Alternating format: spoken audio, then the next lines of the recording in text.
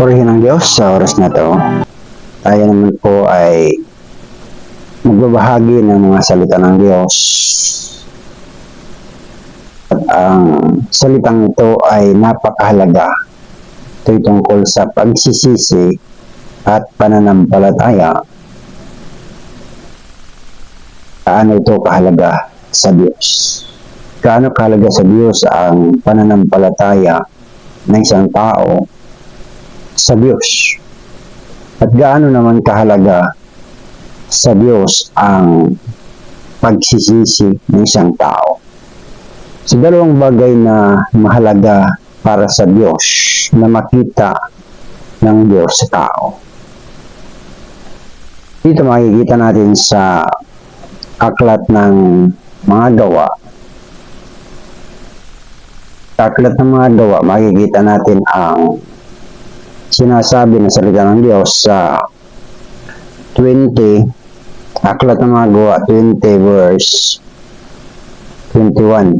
Ang sabi dito, na sinasaksihan ko sa mga Hudyo at gayon din sa mga Griego ang pagsisisi sa Diyos at ang pananampalataya sa ating Panginoon sa Kristo. So ito yung mga bagay na mahalaga sa Diyos. Pagsisisi sa Diyos at pananampalataya sa ating Panginoon sa Kristo. So dalawang bagay ang tinitingnan dito. Dalawang bagay na katotohanan na lubhang napakahalaga sa Diyos. So ang tanong is, alam na ba natin ito? Alam na ba natin na napakahalaga sa Diyos yung ating pagsisisi? At napakahalaga naman sa ating Panginoon sa Kristo ang pananampalataya. Sapagkat maasa tayo na ang Panginoon Jesus ay babalik. Ngunit meron siyang pasubali, meron siyang babala. Na sa kanyang pagbabalik, makakasumpong kaya siya ng pananampalataya. So, ang ibig sabihin, ito yung nakikita ang Diyos. Ito yung mga katotohanan na dapat natin ding makita, na ito yung pinagmamasdan ng Diyos sa bawat tao. Una, ang pagsisisi. Pangalawa ay ang pananampalataya. Kaya nga dito, sinabi niya na si Pablo ay nangangaral sa mga Griego, sa mga Hudyo, o sa mga Hentel. Ipinangaral niya yung pagsisisi Diyos at ang pananampalataya. Sapagkat kung titingnan natin ang Lucas 18, makikita natin dito yung sinabi ng ating Panginoon Jesus, 18 verse 8.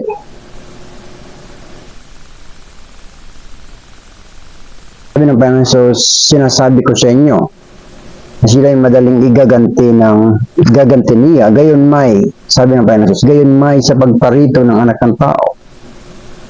Makakasumpong kaya siya ng pananampalataya sa lupa. Nandito tayo sa huling mga panahon na ang mga palatandaan ng tungkol sa end times ay nangyayari. Digmaan, lindol, unos, bagyo, mga sakuna ay malinaw na palatandaan na malapit na ang kanyang pagbabalik. Nga dito, kung babalik ang Panginoong Jesus, masumpungan ba niya sa tao ang pananampalataya? Sapagkat narito tayo sa huling panahon na kung saan ang tao ang saganang buhay ng kasamaan at kasalanan, kung kaya't ang pag-ibig ng marami, sabi ng salita ng Diyos, ay mandanali. Ngunit kinakailangan nating makita ito na napakahalaga sa Diyos yung pagsisisi at pananampalataya. Tulad ng sinasabi ito sa Lucas 18:8 na gayon may sa pagparito ng anak ng tao, makakasumpong kaya siya ng pananampalataya. Meron na ba tayong pananampalataya sa ating pansin? At ano ang pananampalataya na ito? na hinahanap at hahanapin ng Panginoong Diyos dito sa lupa. Ang ibig sabihin niyan, pag hinanap ng Panginoong Diyos ang pananampalataya dito sa lupa, ito'y tumutukoy sa bawat tao. Ito'y tumutukoy sa bawat isa na babae o lalaki. Kaya nga dito, pinakikita ng Diyos at binubuksan sa atin sa buhay na ito, namumuhay ba tayo sa pananampalataya? Ang pananampalataya ay ang paglapit ng tao sa Diyos. At ang pagsisisi sa Diyos ay ang paghingi ng tawad sa pamamagitan ng ginawa ng ating Panginoong Kristo sa krus sa Kalbaryo.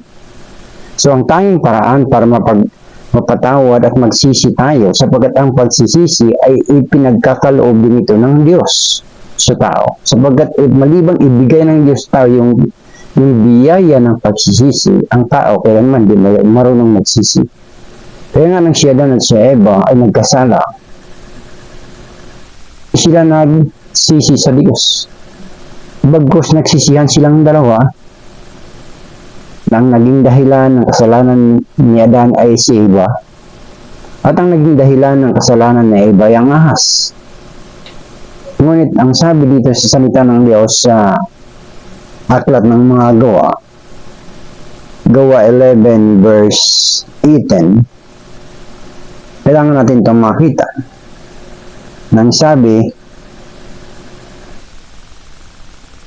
gayoy binigyan din naman sila ng Diyos ang mga hentil ng pagsisisi sa kabubuhay. Ibig sabihin, yung paglapit natin sa Panginoon sa pananampalataya, ay ang pagbibigay ng Diyos Ama sa tao ng biyaya para ang tao ay magsisi.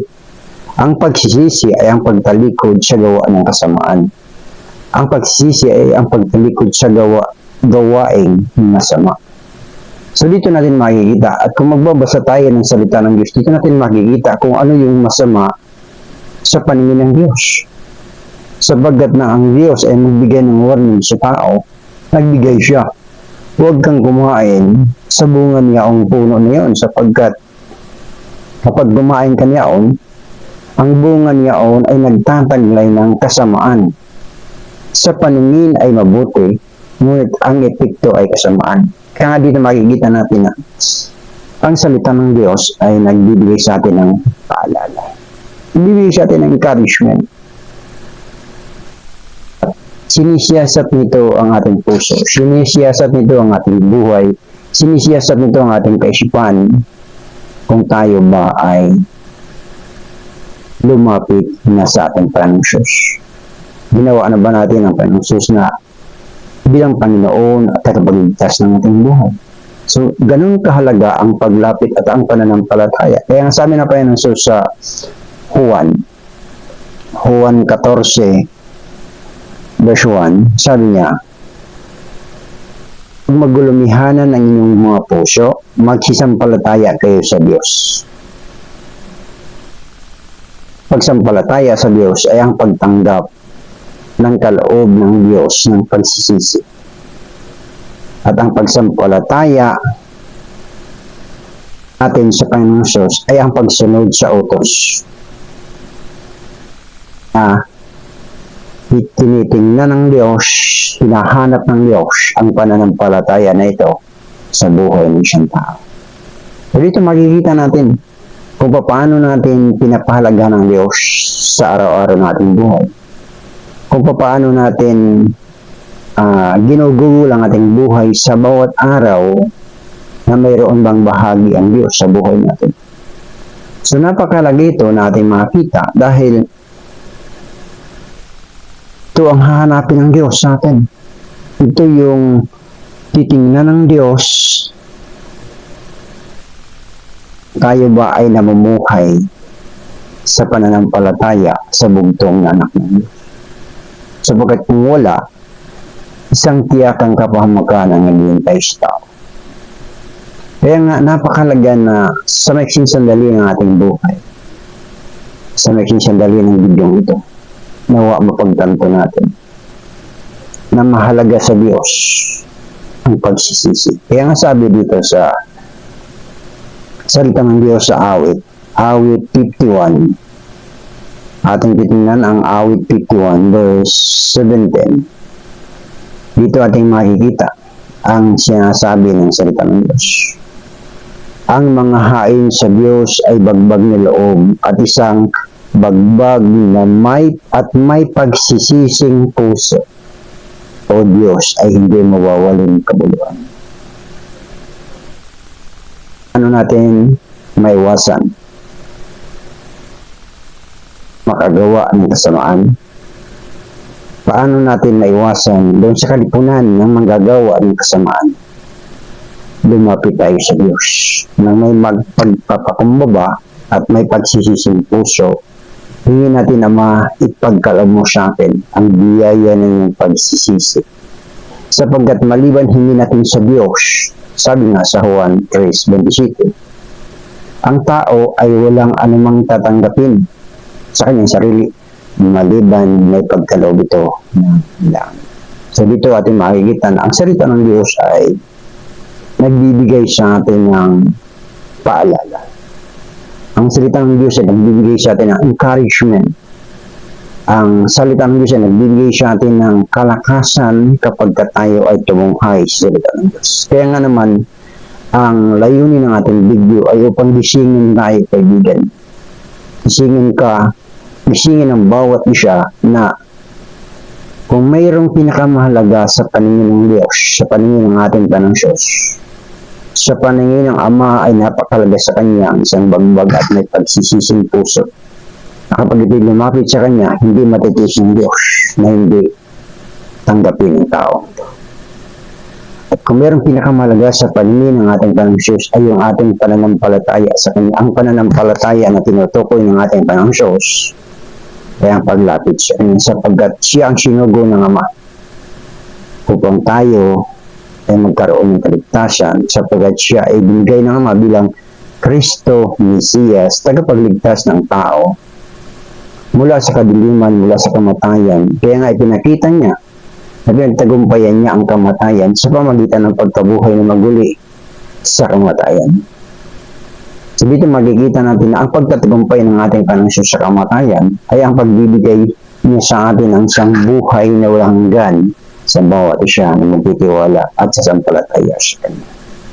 So dito makikita natin na ang salita ng Diyos ay napakalaga na ating malaman. At ito ang tinitingnan ng Diyos, kaibigan, pagsisisi at pananampalataya, napakahalaga dito sa paningin ng Diyos. Nawa, pagkaloob ng Diyos sa bawat isa na makapanan ng bigyan ito, ang kanyang biyaya at kaloob ng pagsisisi. Sapagkat nang itaboy ng Panginoong Diyos ng hari ng mga hari sa darating ng panahon, ang dalawang grupo ng tao sa kaliwa ang isa, yan halintulad sa kambing at sa kanan, halintulad sa tupo. At sinabi ng hari ng mga hari sa nasa kaliwa na kumakatawan sa kambing, na kumakatawan sa mga manggagawa ng kasamaan, sabi ng salita, magsilayo kayo sa akin kayong mga manggagawa ng kasamaan. Itinaboy niya, itataboy ng Diyos sa kanyang presensya ang mga manggagawa ng kasamaan. So ang kasamaan ito ay ituturo sa atin ng Holy Spirit para buwasan at ilayo ang buhay natin sa santiyak na kapamakan. Ibigay niyo ikaw ng pagpala sa ating next video nito. Huwag kalimutan mag-subscribe. At kung ikaw ay hindi pa nakapag-subscribe, please subscribe, pindutin ang notification bell upang ikaw ay maging updated sa ating mga sunod na mga upload na video. Pagpalain kaibigan, inyong buhay at ang ating buhay.